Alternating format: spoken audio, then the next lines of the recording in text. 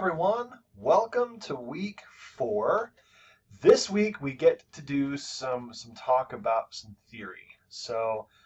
This week I want to introduce to you imagined interaction theory. That sounds a little weird, I know. It was actually weird to me when I first came across it. We're going to talk about imagined interaction theory.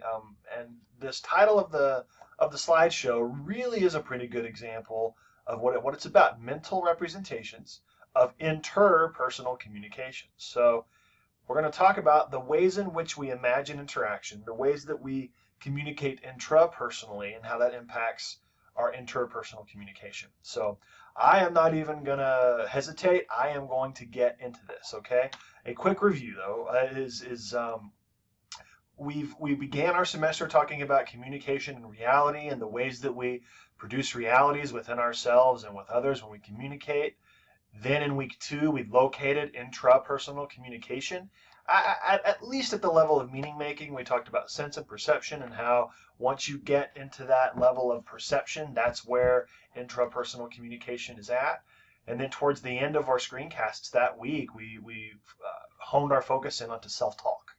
So then last week, we talked about the self and intrapersonal communication. We talked about how intrapersonal communication and self-talk work together in the ways that we manage and navigate ourselves internally and with others in the world. We broke down the difference between personality, identity, and the self.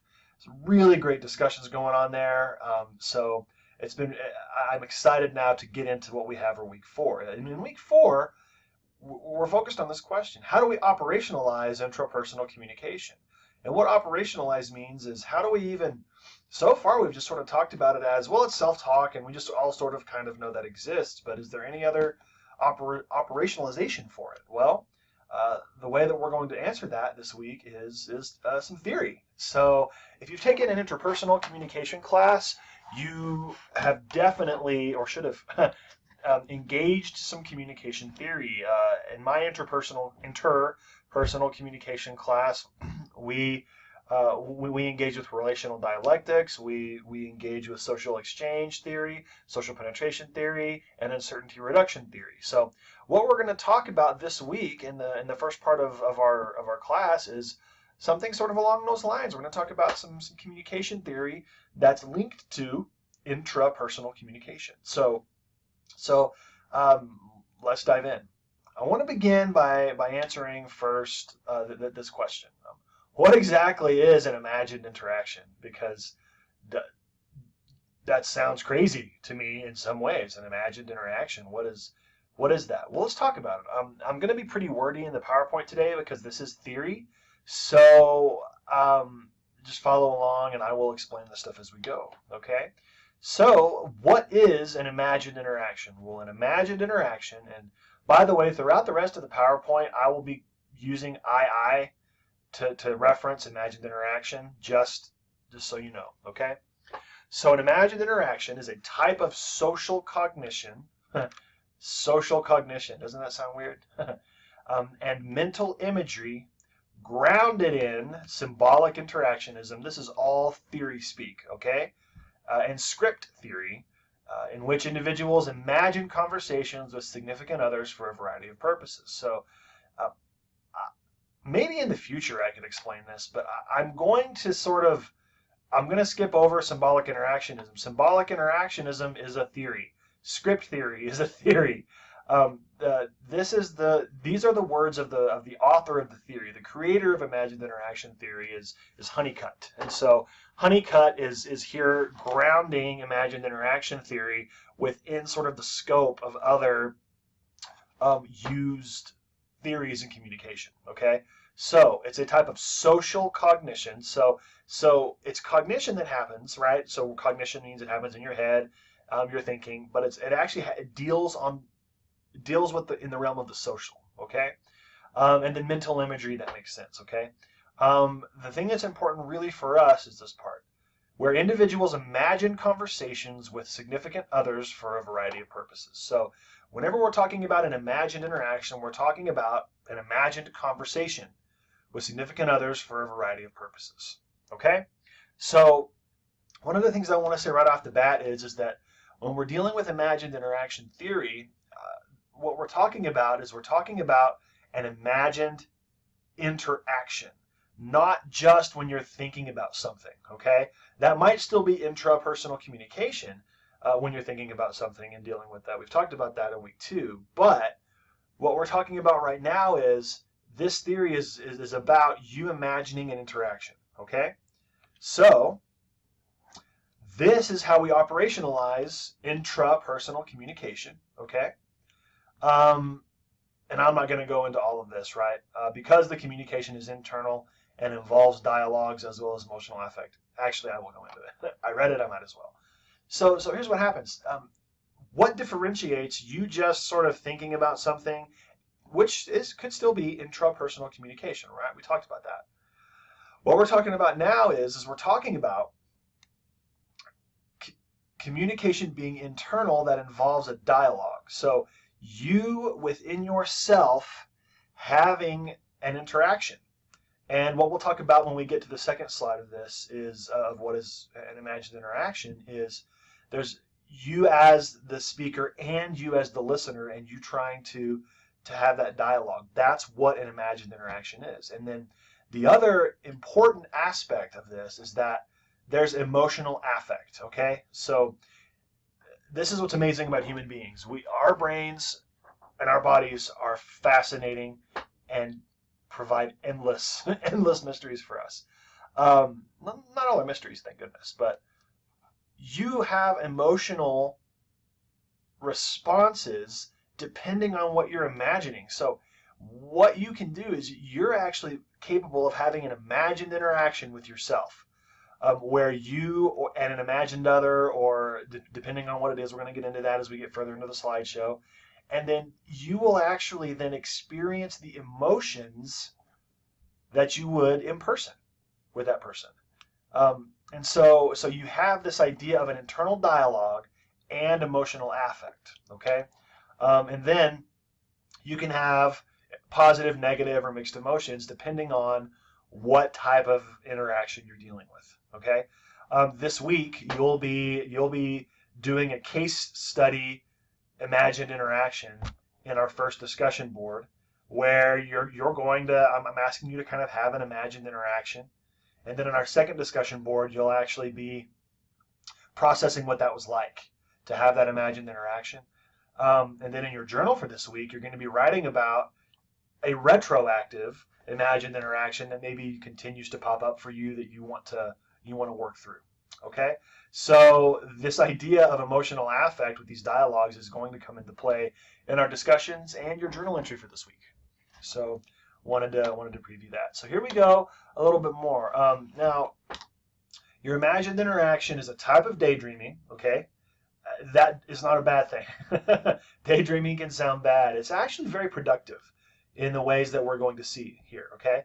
And they have definitive characteristics, which we'll talk about, and serve a number of functions, which we'll talk about, okay? Here are some of the functions, okay? And I'm not going to spend a lot of time here. I actually have stuff at the end of the slideshow on this, but rehearsal, self-understanding, relational maintenance, managing conflict, catharsis, and compensation. I will explain those later in the screencasts, okay? So this is important. An imagined interaction is different from an internal monologue, and it's different from private speech. Internal monologues are self-talk in which an individual talks to themselves, okay? So you can have an internal monologue where you're just talking to yourself. You know what? Well, I wonder if I should clean my desk first, or I wonder if I should check my email first, or I wonder if I should, run to the bathroom or whatever it is. That's just an internal monologue, okay? That is what that is. Yeah, we're good here. I want to make sure I've got something else popping up on my computer that you all can't see. Let me pause real quick. Hang on. Okay, I am back. Sorry, I needed to fix that. Otherwise, the little ding for my email was going to start going off, and you were going to hear that as I go through all this stuff. So, okay, so internal monologues are self-talk in which an individual talks to themselves in both the speaking and the listening role. This is where you talk and you listen. You are the sender, you are the receiver. This is what we talked about in week 2. Okay? The internal monologue is speech directed toward the self from the self. That's kind of a cool way of saying you're the listener and the speaker. Private speech is where an individual speaks aloud to him or herself. So it's just a minor distinction. And actually, the distinction between self-talk and private speech really depends on which intrapersonal communication scholar you're engaging. Many of them just call it self-talk. And you can have internal self-talk or outward self-talk. Okay?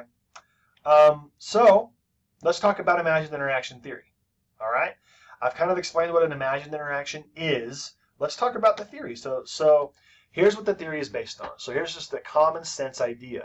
It's common in everyday living to anticipate meetings with people that we know we are going to interact with. Easy. Here's an example. You may imagine some of the questions that a job interviewer will ask you and how you might respond. In fact, that's a great idea. Do that. and the interesting thing is even if you answer out loud, it's still an imagined interaction. Okay? So it's useful to do that. Okay? Another example. Sometimes after seeing people, we relive the encounter in our minds as we reflect on what was said or how we could have said things differently. I personally am the worst about getting into a situation and then leaving, and then in 5 minutes finally having the perfect thing to say. Someone might have been being a jerk, or someone may have been trying to be funny, and you know what I mean. Whenever you leave a situation and then 5 minutes later you go, "Oh, why didn't I say this thing?" That's an imagined interaction. You had to have that for you to realize that that's what was happening. So it has to do with anticipating or reflecting on a communicative interaction. So these examples, again, are a part of daydreaming, which reflects internal talk. We've talked about that. And I've said this already. They refer to a process of social cognition in which individuals imagine and therefore indirectly experience themselves in anticipated or past communicative encounters with others. Folks, these are Honeycutt's theory words, which is why they're so sort of confusing, okay? So again, social cognition. It's cognition, but it's you're thinking about something social, okay? You're imagining, and you're then indirectly experiencing yourself in a communicative encounter, okay? Imagined interactions focus and organize your thoughts on communication, on the actors involved in specific acts, and on the communicative context. And so this is one of the things that makes imagined interaction theory interesting, is if we apply imagined interaction theory, we can begin to look at within ourselves and then our interpersonal communication what's actually happening when we do this, because we all do imagined interactions, all of us. So how do they focus our thoughts on communication? How does it focus our thoughts on the actors involved? How does it focus us on the specific acts of communication? And how does it focus us on the specific communication context? These are all really good questions that imagined interaction theory allows us to ask. I've only got about a minute and a half left, so I'm going to go ahead and stop this screencast. I'll see you in the next one.